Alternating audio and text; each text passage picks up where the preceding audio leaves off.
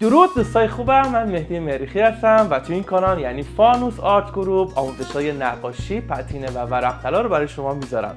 اگه فکر می‌کنی این کار میتونه برای تو مناسب باشه، حتما سابسکرایب کن و اون نوتیفیکیشنش رو هم روشن بذار که ویدیوی جدید رو از دست ندید. همونطور که قبلا هم به شما گفتم، پتینه میکروسمنت رو شما میتونید روی تمامی سطوح مثل چوب، فلز، شیشه یا حتی سرامیک و سنگ اجرا بکنید. آموزشی که امروز برای شما در نظر دارم اجرای پتینه میکروسمنت روی فلز آهن هست که البته روی نرده فلزی که اینجا من یک نمونه نرده فلزی دارم و میخوام روش میکروسمنت بکنم و گام به گامش رو با من همراه باشید. یه تفاوت کوچیک بین نرده های فلزی و سطوح وسیع‌تر یعنی سطح صاف وجود داره که من سعی میکنم آموزش اونم توی کلیپ جداگونه براتون بذارم. امیدوارم که استفاده ببرید.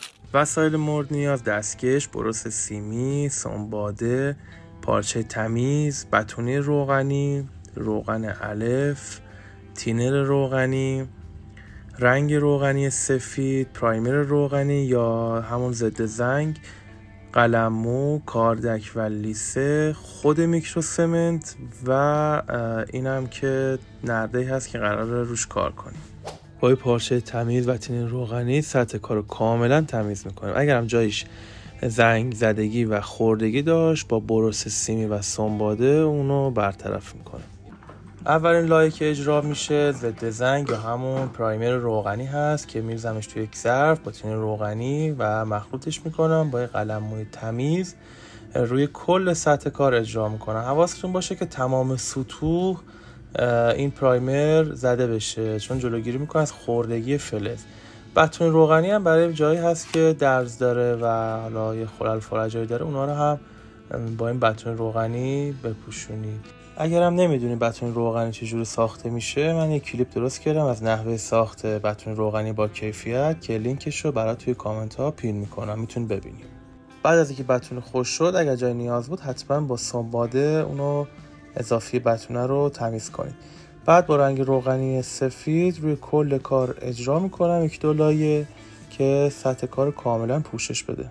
دو سه روز گذاشتم رنگ کاملا خوش بشه. رنگ روغنی درصد مات بودن رنگ هم بیشتر است، تقریبا 80% رنگ مات هست و 20% هم رنگ براق روغنی مخلوط کردم با هم دیگه و هر روی کار اجرا کردم.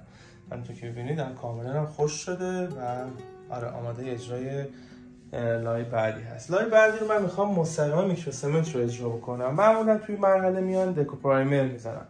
نظر من اینه که وقتی که فلزتون به این باریکی هست و مشک‌گذاری رو عملا نمیتونید انجام بدید، سعی کنید مثلا توی نرده هایی که حالا میدونید ممکنه آفتاب زیاد بخوره، سعی کنید که لایه های رنگی که استفاده میکنید از یک نوع باشه. یعنی اگر رنگای روغنی میخواین استفاده بکنید، صرفا دیگه رنگ روغنی استفاده بکنید، رنگ اکریلیک و پای آب داخلش نیارید. یا اگه رنگای فوری استفاده میکنید دیگه رنگ روغنی رو داخلش نیارید. خب حالا من اینجا دکو پرایمر نمیخوام بزنم، مستقیم میخوام اینو اجرا بکنم.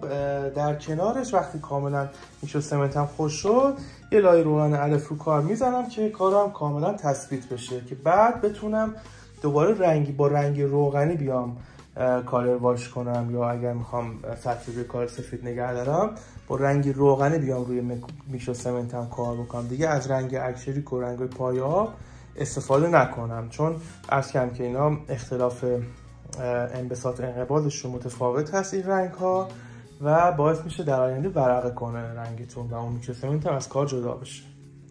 برای اجرای بافت جزیره روی کار ابتدا به وسیله یه تکه ابر میام به صورت ضربه‌ای روی کار خمیر میکروسمنت رو اجرا میکنم. حالا گوشه هم که دسترسی ندارم و نمیتونم با ابر کار انجام بدم، به وسیله یه دونه کاردک خمیر میکروسمنت رو اجرا میکنم. همین بافت ما نیاز داریم برای کار جزیره. این بافت رو احتیاج داریم. یه تقریبا میشه گفت 10 دقیقه الی 15 دقیقه، حالا شاید هم بیشتر با توجه به ضخامت بهش باید زمان بدیم که تقریبا میشه گفت 70% 80% رطوبت خودش رو از دست بده.